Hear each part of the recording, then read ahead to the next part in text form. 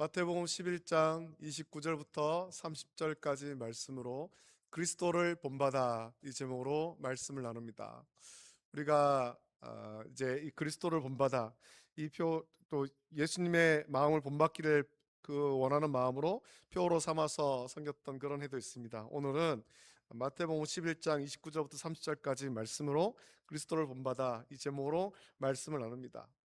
사람들은 저마다 본받고 싶은 사람이 있습니다. 어릴 때 어린아이들한테, 요즘에는 좀 달라졌습니다만, 저와 여러분들이 자라던 세대에 우리가 누구를 본받고 싶냐라고 물으면 다들 어릴 때 읽었던 위인전 하나쯤을 생각하면서 난 누구를 본받고 싶습니다, 그렇게 말했던 기억이 아마 있을 겁니다. 성공적인 인생을 사람들은 대부분 좋은 롤 모델이 있습니다. 본받는 사람이 있다라는 거죠. 이 롤 모델, 본받을 사람이란 어떤 사람으로 표본을 삼아서 성숙할 때까지 나의 모범으로 삼는 것을 말합니다. 그래서 그 사람으로 나의 인생 모델을 삼고 그 사람을 바라보며 그 사람처럼 데려가다가 성공적인 인생을 살게 되는 거지요. 이것을 적용해서 노벨상 수상자를 가장 많이 배출한 그런 대학교가 있는데, 미국에 있는 시카고 대학교가 지금까지 노벨상 수상자를 가장 많이 배출했다고 합니다.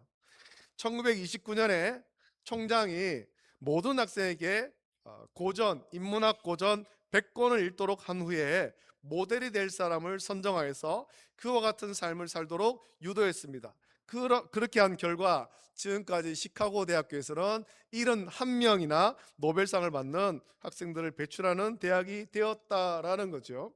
그냥 기술을 가르치는 것이 아니라 누군가의 인생 롤 모델을 삼고 그를 본받아서 자기 어떤 기술, 지식을 갈고 닦았을 때 그가 참 위대한 사람이 될 수 있었습니다. 저와 여러분은 누구를 롤 모델로 삼아야 되겠습니까?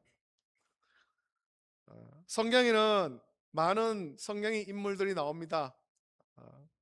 어, 아브라함과 이삭, 야곱, 또 요셉, 모세, 여호수아, 다윗과 혹은 다니엘, 많은 사람들이 나오죠. 신약에서는 또 베드로와 요한, 또 사도 바울, 많은 사람들이 나옵니다. 여자들도 많이 나옵니다. 성경 예수님의 족보에 기록된 그런 많은 사람들도 있죠. 우리가 이 사람들을 보면서 주일학교에서 아이들에게 이런 분들에 관한 설교를 할 때, 어릴 때 제 기억으로는 제가 말씀을 나누면서 저 사람 참 좋은 사람이구나, 저런 사람처럼 신앙생활을 해야 되지, 이러한 것들을 우리가 배웠던 것 같아요. 그러나 이분들은 다 복사본입니다. 여러분, 우리가 복사본을 알지 않습니까? 원본이 있고 복사본이 있습니다. 복사본은 요즘 기계가 좋아서 복사기에 종이를 올려놓고 복사 버튼만 누르면 똑같이 복사돼 나옵니다. 똑같이. 자세히 봐야지 그게 원본인지 복사본인지 구분할 수가 있죠. 옛날에는 흑백으로만 됐습니다만 요즘에는 컬러로 복사가 되기 때문에 원본과 복사본의 차이가 별로 없어졌어요. 하지만 원본이 있고 복사본이 있죠. 복사본. 원본이 중요합니다. 우리 인생의 진짜 원본 모델은 다름 아닌 우리 주 예수 그리스도를 우리가 본받아야 되는 거예요. 그래서 히브리서 12장 2절 말씀 보면, 믿음의 주여 또 온전하게 하시는 이인 예수를 바라보자. 그는 그 앞에 있는 기쁨을 위하여 십자가를 참으사 부끄러움을 개의치 아니하시더니 하나님 보좌 우편에 앉으셨느니라 라고 말씀합니다. 저와 여러분들이 우리가 성경을 읽으면서 본받아야 될 분은 예수님을 본받는 것입니다. 다른 많은 사람들, 성경에 기록되어 있는 많은 인물들도 다 우리가 예수님을 본받도록 예수님을 예표하는 사람들이, 예수님을 롤 모델로 삼자는 것이 삼아야 되는데, 바울은 자기가 예수님을 본받은 것을 그렇게 자랑하면서 내가 예수님을 본받은 것 같이 너희는 나를 본받으라, 그렇게 말하기도 했습니다. 우리가 예수님을 본받아야 되는데, 예수님을 롤 모델로 삼아야 되는데, 예수님의 어떤 부분을 우리가 본받아야 되겠습니까? 우리가 오늘 말씀을 통해서 몇 가지로 좀 살펴보려고 합니다. 오늘 29절 말씀 보면, 나는 마음이 온유하고 겸손하니 나의 멍에를 메고 내게 배우라, 그리하면 너희 마음이 쉼을 얻으리니 라고 말씀했습니다. 우리는 예수님의 온유하심을 본받아야 됩니다. 온유. 이 온유란 따뜻하고 부드러운 마음인데, 하나님께 순종 잘하는 상태를 말하는 거예요. 잘 훈련되어서 순종 잘하는 상태. 우리 예수님은 하나님 아버지의 뜻에 한 번도 아니오라고 말씀하지 않았습니다. 한 번도 아니요. 하나님은 그렇게 말씀하시는데 나는 이렇게 하겠습니다. 예수님은 한 번도 그렇게 한 적이 없다라는 겁니다. 심지어 겟세마네에서 기도하실 때 어떻게 했습니까? 그 십자가의 고난이 너무나도 고통스러운 것을 아시기 때문에 이 잔이 지나갈 수 있으면 지나가도록, 그러나 내 뜻대로 마시고 아버지의 뜻대로 되기를 원하나이다. 예수님께서 그렇게 기도하셨잖아요. 이게 온유라는 겁니다. 예수님은 항상 하나님 아버지의 뜻에 따라서 그 뜻에 순종했습니다. 하나님께서 예수님 때문에 불편하신 적이 없습니다. 예수님께서 아니 이거는 내가 이렇게 하는 것이 더 좋을 건데 하면서 하나님 아버지의 어떤 그런 말씀에 순종하지 않아서 하나님의 마음이 불편한 적이 없었다라는 겁니다. 언제나. 그래서 예수님에 대해서 나의 기뻐하는 자다라고 하나님께서 말씀하시잖아요. 심지어는 십자가에 죽으실 때도 예수님께서는 아니요 라고 말씀하지 않았습니다. 예수님의 이 모습을 빌립보서 2장 5절에는 이렇게 기록하잖아요. 우리가 참 잘 아는 대로 너희 안에 이 마음을 품으라 곧 그리스도 예수의 마음이니 그런 근본 하나님의 본체시나 하나님과 동등됨을 취할 것으로 여기지 아니하시고 오히려 자기를 비워 종의 형체를 가지사 사람들과 같이 되셨고 사람의 모양으로 나타나사 자기를 낮추시고 죽기까지 복종하셨으니 곧 십자가의 죽으심이라 라고 말씀합니다. 이런 훈련이 필요합니다. 이런 훈련을 통해서 온유함을 담는 겁니다. 여러분, 우리나라는 야생마를 잡아서 그거를 길들이고 이런 일이 거의 없잖아요. 우리는 없어요. 우리는 없는데 미국에서는 그런 일이 있지 않습니까? 야생마가 있고 그것을 잡아서 길들여서 그렇게 타고 다니거나 혹은 마차를 끌게 하거나 밭을 갈게 합니다. 거친 야생마도 훈련하면 그 말을 타는 사람이 원하는 대로 움직이는 명마가 됩니다. 한 영상을 보니까 이런 영상이 있더라고요. 미국의 어떤 영상인데 미국에 말을 키우는 집이 많이 있어요. 말을 키우는 집이 많은데 말이 굉장히 크지 않습니까? 키가 다 크면 거의 한 2m 정도 된단 말입니다. 그런데 그 집에 꼬마아이가 한 3살쯤 됐나요? 아장아장 걸어와요. 걸어오더만 말 그 고삐 줄을 딱 잡는 겁니다. 잡고 아이가 앞으로 갑니다. 가니까 말이 절절절절 따라오는 거지. 2m가 넘는 그런 말이 3살짜리 꼬마가 끄는 대로 가는 거예요. 잘 훈련되었기 때문에. 심지어는 이런 일도 있습니다. 말에 이렇게 이걸 뭐라고 그러죠? 이게 한 고리를 걸잖아요. 근데 말이 이게 습관이 되는 거, 훈련이 된 겁니다. 항상 내 얼굴에 이 고리를 걸어가지고 주인이 나를 끌고 간다. 이 훈련이 되니까 그 농장 주인이 이런 실험을 했어요. 말이 자기 말이 있는 거예요. 말이 있으니까 가서는 줄이 없는데 줄을 거는 것처럼 손으로 이렇게 했어요. 이렇게 하고는 잡은 것처럼 손을 이렇게 하고 아무것도 없는데 앞으로 걸어가요. 그러니까 말이 따라오는 거예요. 자기가 걸려있다 생각하고. 훈련이 되면 이렇게 되는 겁니다. 가다가 아무것도 없네 하고는 멈추는 것이 아니고 주인이 가는 대로 따라온다는 겁니다. 이렇게 잘 길들여진 마음의 상태, 이것을 온유한 마음이라고 하는 겁니다. 저와 여러분들의 마음이 훈련이 돼야 됩니다. 우리의 마음은 사실 굉장히 거칠잖아요. 거친 마음이 있습니다. 근데 이것이 예수님을 본받으면서 우리가 예배하고 기도하고 성령의 도우심으로 훈련이 돼야 됩니다. 마음의 훈련. 그래서 온유함을 담는 겁니다. 성경에 예수님 다음으로 사람 가운데 가장 마음이 온유하다 칭찬받은 사람이 있습니다. 그 사람이 누구겠습니까? 모세입니다. 모세가 위대한 사역자가 된 것은 그가 온유했기 때문이죠. 그래서 민수기 12장 3절 보면 모세에 대해서 이렇게 기록하지 않습니까? 이 사람 모세는 온유함이 지면의 모든 사람보다 더하더라라고 말씀합니다. 여러분, 우리가 모세의 인생을 압니다. 성경을 통해서. 모세가 40세 이후에 이제 80세에 다시 부름받아서 120세까지 이스라엘 자손들을 이끌고 광야를 건너갈 때 그 어떤 일을 겪었는지에 대해서 성경이 너무나도 잘 하잖아요. 장정만 60만이 넘는 그 많은 사람들이 수시로 모세에게 와서 불평하고 원망합니다. 물이 없다. 응? 이 광야에서 우리 굶어 죽겠다. 애굽에 있을 때는 그 솥을 걸어놓고 거기서 뭐 파와 부추를 먹고 부추와 고기를 먹었는데 여기는 뭐 먹을 게 없다. 이 하찮은 만나밖에 없다. 불평한 겁니다.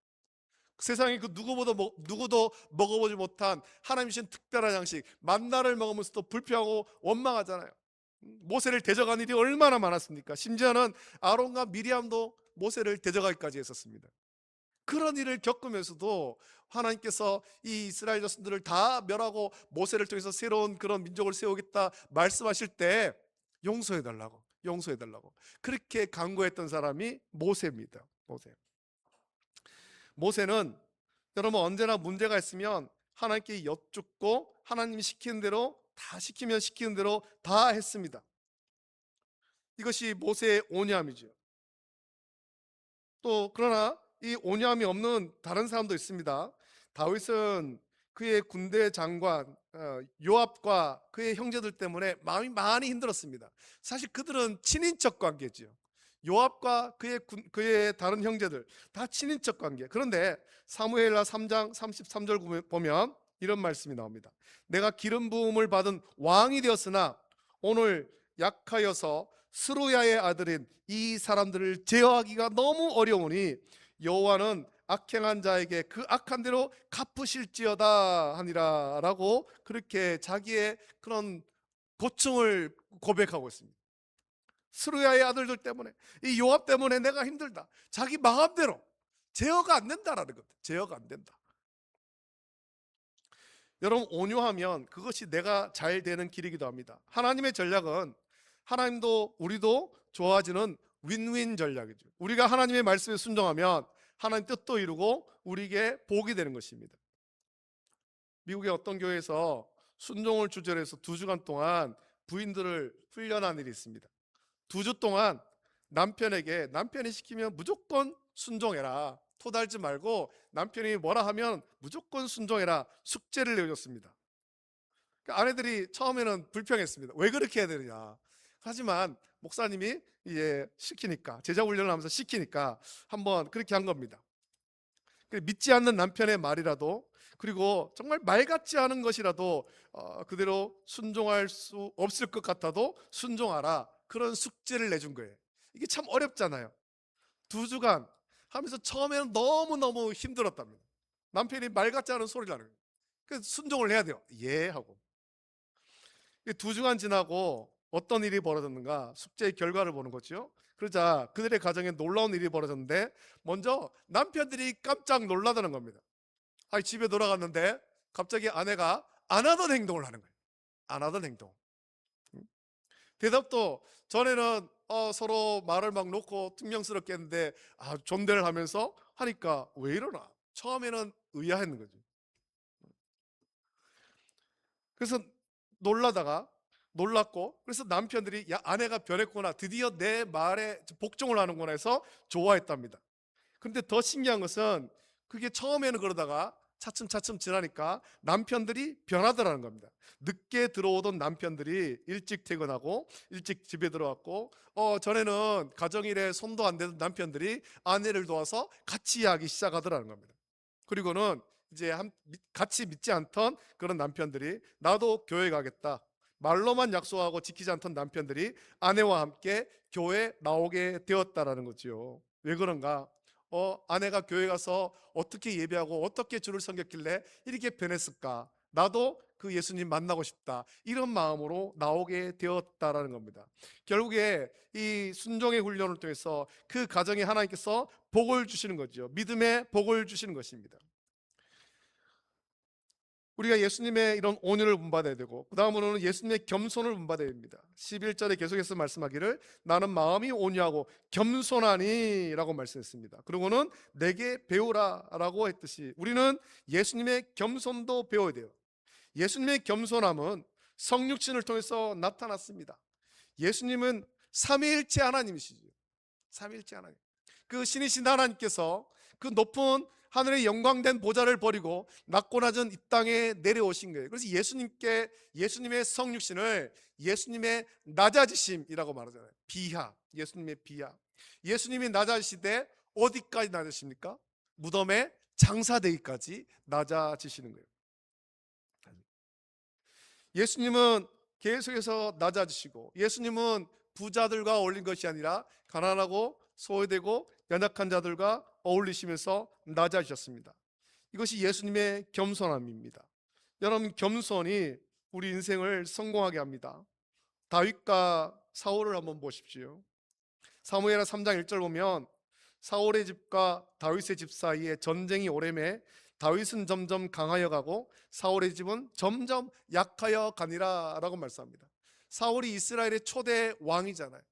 백성들이 왕을 요구할 때 하나님께서 사무엘을 통해서 사울에게 기름 부어서 이스라엘 초대 왕으로 세웠습니다. 한 나라의 초대 왕이 된다는 것 얼마나 영광스러운 일입니까? 그러나 오늘 말씀 사무엘하 3장 1절 말씀 보면 다윗의 집은 점점 강하여 가고 사울의 집은 점점 약하여 가니라 라고 말씀합니다. 왜 이런 차이가 났는가? 겸손의 차이죠. 사울이 처음에는 겸손했습니다. 그런데 왕이 되고 몇 번의 전쟁에 승리하고 자기의 자리가 견고해지자 그의 마음이 교만하기 시작합니다. 교만해서 사무엘 선자의 말도 듣지 않고 마음대로 합니다. 반면에 다윗은 실수도 했지만, 그의 인생 가운데 실수도 있었지만 선지자가 그 잘못을 지적할 때 겸손히 받아들이고 진심으로 회개했습니다.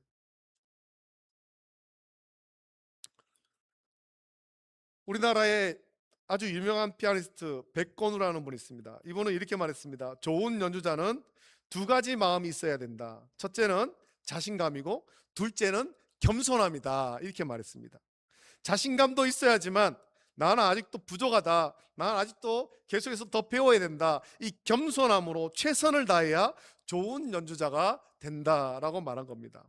이처럼 우리에게도 성도들에게도 이 시대를 살아갈 때 이 두 가지 마음이 있어야 됩니다. 하나는 그리스도 안에서의 자존감입니다. 나는 하나님께 택함 받은 하나님의 백성이다, 하나님이 나의 왕이시다, 이런 자존감이 있어야 되고, 또 하나는 겸손함입니다. 하나님과 사람 앞에서 겸손한 것. 그래서 골로새서 2장 18절 말씀 보면 겸손에는 꾸며낸 겸손을 조심하라, 그렇게 말씀합니다. 겸손하지 않으면서 겸손한 채 하지 말라라는 겁니다. 우리가 자기 위치에 맞게 행동하면서 충성할 때 그것이 겸손이 됩니다. 우리 주님께서 어떻게 겸손하셨습니까? 하나님 아버지의 말씀에 온전히 순복함으로 겸손했습니다. 하나님 아버지의 뜻이라고 했을 때는 자기의 뜻을 내려놓고 죽기까지 순종하셨습니다. 따라서 내 뜻이나 어떤 충동에 사로잡혀 살지 말고 매일매일 하나님의 말씀과 이 시간에 하나님의 기뻐하신 뜻이 무엇인지를 생각하면서 그 뜻대로 행하기 위해서 기도해야 되는 거예요. 최근에 제가 이제 예전에 많이 불렀던, 우리 교회에서도 찬양할 때 계속 부릅니다만, 경배와 찬양, 이제 그 찬양을 계속해서 들으면서 그런 생각을 했어요. 그때 한참 90년대 하스데반 선교사님 통해서 경배와 찬양을 하고 전국의 청년들이 다 모여가지고 그 여의도에 거기 넓은 광장에 모여가지고 같이 찬양하고 그것을 실황으로 녹음하고 그것이 테이프로 나가서 우리가 듣고 그런 일들이 벌어졌죠. 그때쯤에 선교한국이라는 그런 집회가 한 번 있었습니다. 그때 제가 다니던 서문교회 대학부에서도 여름 수련회를 그것으로 대신 간 적이 있었습니다. 청년들이 거기에 많이 갔어요. 경배와 찬양 집회를 하면서 정말 밤새워, 그때는 지금 저 KTX가 없을 때였으니까 무궁화 열차 타고 한 4시간 5시간 걸려가지고 서울에 밤기차 타고 와가지고 거기 모여가지고 같이 찬양하고 기도하고, 선교한국 할 때 전국에서 청년들이 모여가지고 그 집회를 참석하고 마지막 결단의 순간이 있었던 겁니다. 마지막 결단의 시간. 자, 우리가 이렇게 집회를 했는데 우리 한번 결단합시다. 선교사로 자원하실 분 나오십시오. 어떤 일이 벌어졌을까요? 거기에 모였던 많은 청년들이 막 나간 겁니다. 내가 선교사가 됐습니다. 물론 그분들 중에 실제로 풀타임 사역자가 된 분도 있고, 때로는 자비랑 선교사가 된 분도 있고, 때로는 어떤 그런 삶의 현장에서 복음을 전하는 그런 사역을 하는 분도 있겠습니다만, 그때 어떤 분위기와 충동에 휩쓸려서 나갔던 분도 꽤 많이 있더라는 겁니다. 여러분, 우리의 충성과 헌신은 그런 충동에 의해서 하는 것이 아니라 성령의 감동을 우리가 세밀하게 구별해야 되는 것입니다. 세밀하게 구별하고 그렇게 성령의 감동을 따라서 충성할 때 겸손함으로 충성을 해야 됩니다. 그럴 때 하나님께서는 우리에게 능력을 부으시고 하나님의 일에 쓰임받게 하시는 것입니다. 마지막으로 우리가 본받아야 될 것은 그리스도의 능력을 본받아야 됩니다. 예수님께서는 요한복음 14장 12절에서 이렇게 말씀하시죠. 내가 진실로 진실로 너희에게 이르노니 나를 믿는 자는 내가 하는 일을 그도 할 것이요 또한 그보다 큰 일도 하리니 이는 내가 아버지께로 감이라 라고 말씀합니다. 이제 이번에 여름 성경학교를 하면서 우리 아이들이 배운 말씀이, 예수님께서 어떤 일을 행하셨고 예수님께서 우리를 구원하시고 예수님께서 우리를 변화시킴에 대한 말씀을 함께 나눴습니다. 오늘 이제 폐 예배를 하면서 아이들에게 전해준 말씀은, 예수님께서 드디어 제자들에게 귀신을 내쫓고 병을 고치는 권세를 주시면서 복음을 전하라고 파송하는 장면이 있습니다. 파송하는 장면. 아이들도 결단을 해야 되는 거죠. 우리가 성경학교를 통해서 예수님에 대해서 배웠습니다. 예수님이 우리와 함께 하시고 예수님의 능력이 하나님이심을, 예수님이 온 천지 만물을 다스리시고 주관하시는 그런 분이심을 배웠고, 그 예수님이 우리와 함께 하신다. 자, 그렇다면 이제 우리가 어떻게 해야 될까? 어떤 삶을 살아야 될까에 대해서 얘기를 하면서 우리도 이제 복음을 전하는 삶을 살아야 된다. 어떻게 할 것인가? 우리의 힘은 약하지. 우리 개개인으로는 귀신을 쫓아낼 능력도 없고 병 고칠 능력도 없지만 예수님이 우리와 함께 하시면 그 모든 것들이 가능하다. 이것을 믿어야 되는 겁니다. 이것을 믿어야 되는 겁니다. 저와 여러분들도 마찬가지입니다. 여러분, 지금도 병 고침의 은사는 나타나고 귀신을 쫓아내는 능력은 나타납니다. 할렐루야. 이게 없는 게 아니에요. 분명히 나타납니다. 어떻게? 예수님이 나와 함께 하심을 믿을 때 이 능력이 나타난다라는 거예요. 나타난다. 이 믿음이 없으니까 우리가 이런 능력을 행사하지 못하는 거잖아요. 예수님께서 말씀하시잖아요. 내가 진실로 진실로 너에게 이르노니 나를 믿는 자는 내가 하는 일을 그도 할 것이요 또한 그보다 큰 일도 한다 말씀했습니다. 예수님이 행하신 일, 귀신을 쫓아내고 병든 자를 고치고 눈먼 자를 고치시는 것, 이 일을 우리도 한다라는 겁니다. 어떻게? 예수님을 나의 구주로 온전히 믿을 때, 예수님이 나와 함께 하심을 믿을 때, 예수님의 능력을, 예수님의 이름으로 그 일을 행할 수 있는 거예요. 그러기 위해서는 예수님 능력의 비결을 알아야 되죠. 비결이 무엇입니까? 요한복음 14장 10절 보면 내가 아버지 안에 거하고 아버지는 내 안에 계신 것을 내가 믿지 아니하느냐? 내가 너에게 이르는 말은 스스로 하는 것이 아니라 아버지께서 내 안에 계셔서 그 일을 하시는 것이라 라고 말씀합니다. 그러면서 제자들에게 하신 말씀이 이것인데, 요한복음 14장 13절 14절 말씀입니다. 우리 한번 찾아보겠습니다. 요한복음 14장 13절 14절.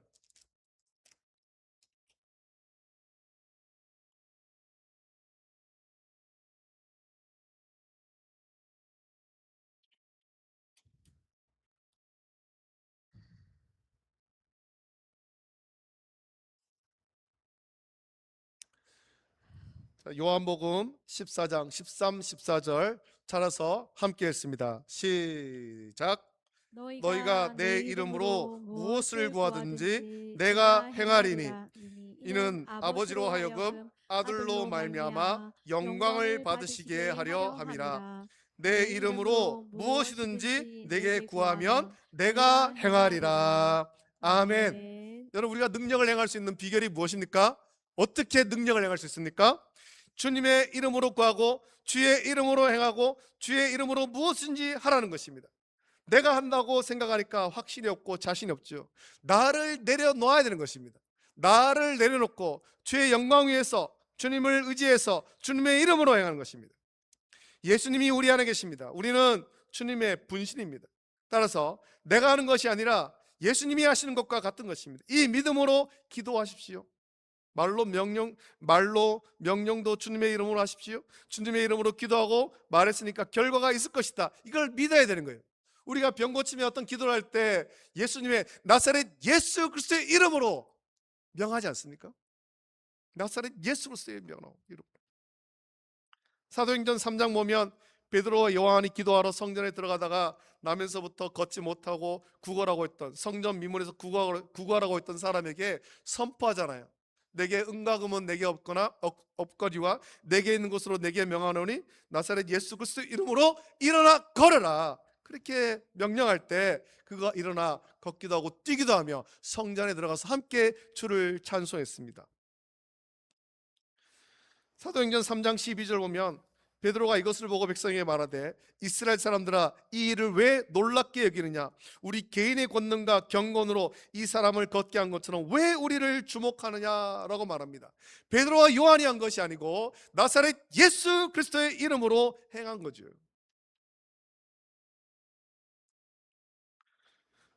마가복음 16장 17절 18절 보면 믿는 자들에게는 이런 표적이 따르리니 곧 그들이 내 이름으로 귀신을 쫓아내며 새 방언을 말하며 뱀을 집어올리며 무슨 독을 마실지라도 해를 받지 않으며 병든 사람에게 손을 얹은즉 나으리라 하시더라 라고 말씀합니다.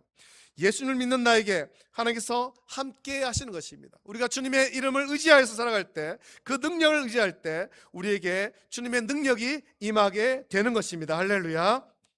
예수 그리스도는 우리의 구주이실 뿐만 아니라 우리의 위대한 롤모델입니다. 우리는 본받아야 될 뿐인 것입니다. 바울이 위대한 것도 바울이 예수님을 온전히 본받았기 때문에 위대한 것입니다. 본받는 것을 가장 확실하고 가장 안전하고 가장 빠르고 가장 위대하게 되는 길입니다.